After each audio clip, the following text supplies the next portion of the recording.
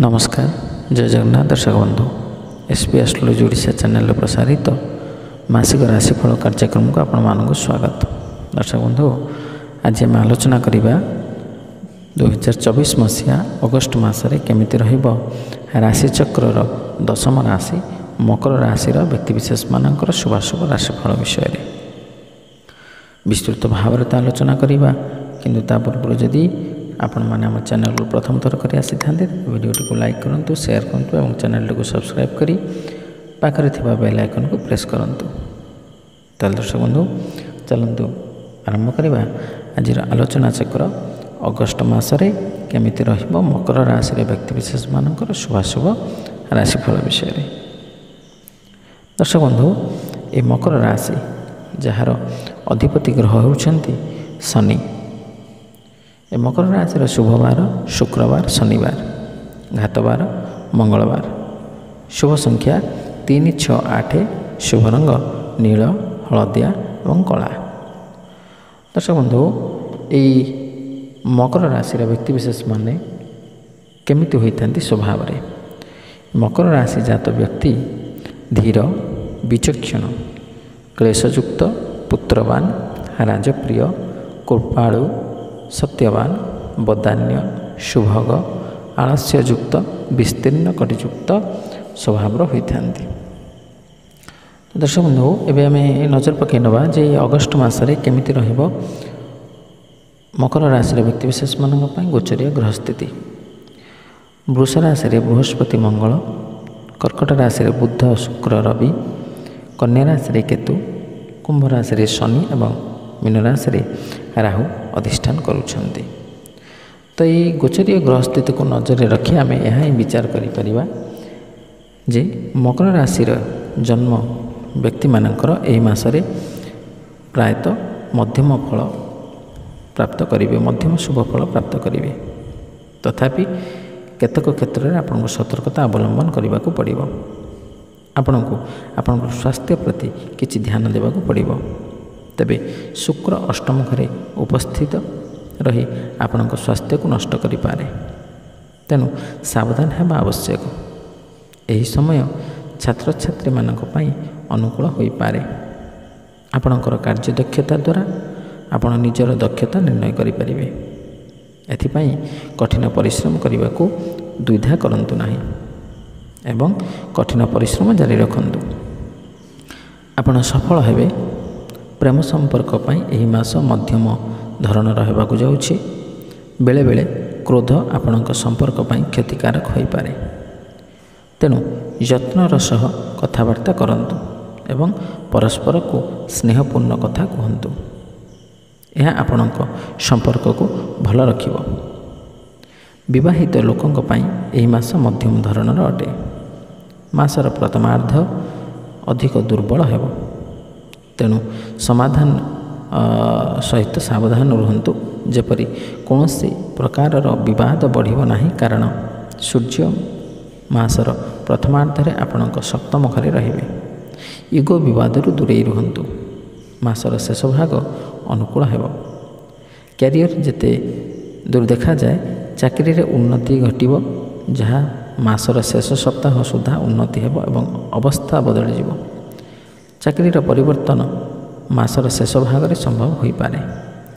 व्यवसाय जगतर लोक माने सरकारी क्षेत्र उपकृत हो पारे एवं सरकारी क्षेत्र सहित जड़ित लोकंक सह काम करने आपणक व्यवसाय भल सफलता आनीपारे। पारिवारिक जीवन में सुख और शांति रहिबो, किंतु आपण जिद्रु दूरे रहिबा उचित। आपण आर्थिक सफलता पाइबे। किछि खर्च हेबो, किंतु भल आर्थिक आय हेतु अधिक चिंता करिवार आवश्यकता नाही एवं आपणकर काम सरीजिव।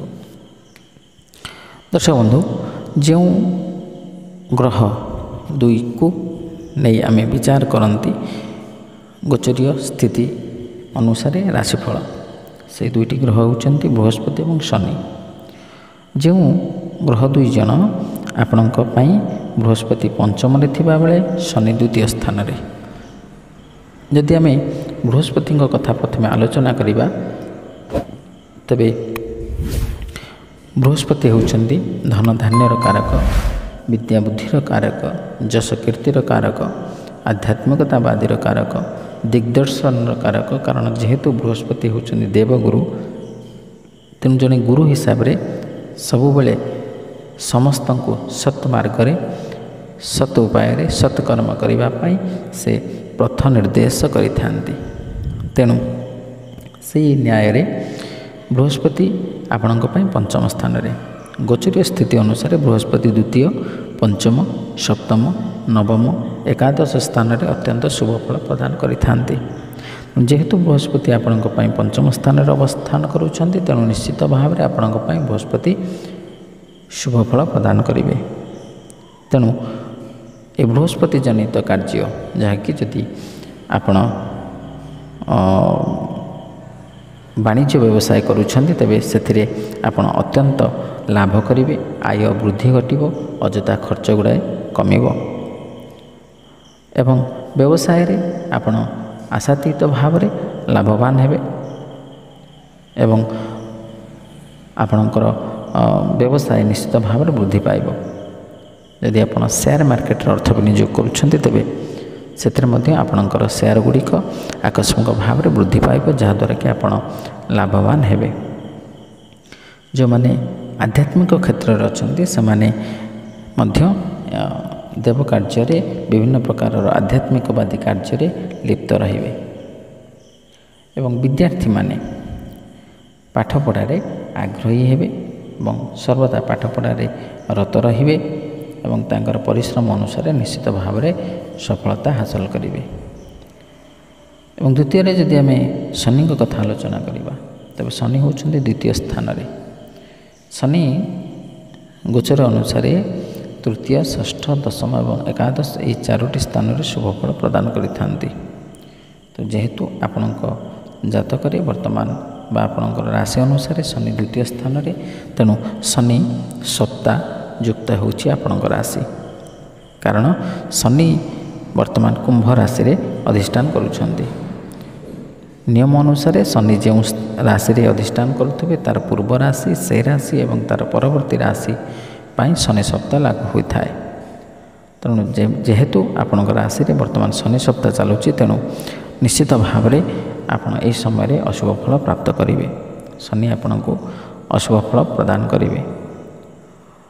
विशेष करके आपणकर शारीरिक क्षेत्र में आपण असुस्थता अवलंबन करिपारंती वा अनुभव करिपारंती किंबा दीर्घ दिन धरी कौन रोग रे आपण पीड़ित हो पारंती। मानसिक अस्थिरता रहिबो एवं आपणकर अजथा टेंशन रहिबे। संसार परिवार रे आपण सदा सर्वदा कलह भितर रहिबे एवं आपणकर द्रव्य नष्ट आदि घटिबो, अर्थ व्यय मध्य होई पारे। तेणु एमिति अनेक अशुभ फल आपण प्राप्त करेंगे शनि सप्ताह कारण एवं आपणकर कर्म क्षेत्र में मध्य विभिन्न प्रकार समस्या आसीपारे। उच्चपदस्थ कर्मचारी ठाରୁ आपण असम्मानित हो पारंती, निर्यातित हो पारंती। एमिति अनेक समस्या आपणकर यह समय रे आसीबो ए शनि सप्ताह कारण।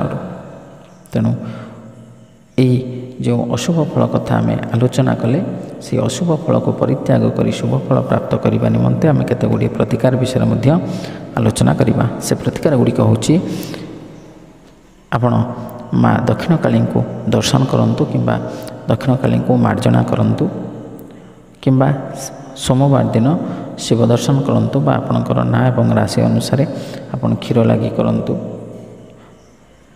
किंबा आपण स्नान परे ओम शम शनिश्चराय नमः ए मंत्र को मध्य जप करिपारिबे किंबा आपण शनि चालीसा मध्य पाठ करिपारिबे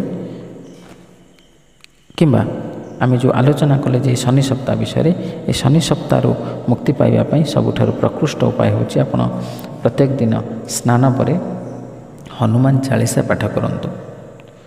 देखिए निश्चित भाव में ये अशुभ फल आप मुक्ति पाइबे। दर्शक बंधु आशा करे भिडियोटी भल लगी जदि भल लगी तेबे ଭିଡ଼ିଓଟିକୁ ଲାଇକ୍ କରନ୍ତୁ, ସେୟାର କରନ୍ତୁ ଏବଂ ଆପଣଙ୍କର ସୁଚିନ୍ତିତ ମତାମତ ଦେବାକୁ ଜମା ଭୁଲନ୍ତୁନି। ତାହେଲେ ଆଜି ପାଇଁ ବିଦାୟ ଦିଅନ୍ତୁ। ରହିଲି। ନମସ୍କାର। ଜୟ ଜଗନ୍ନାଥ।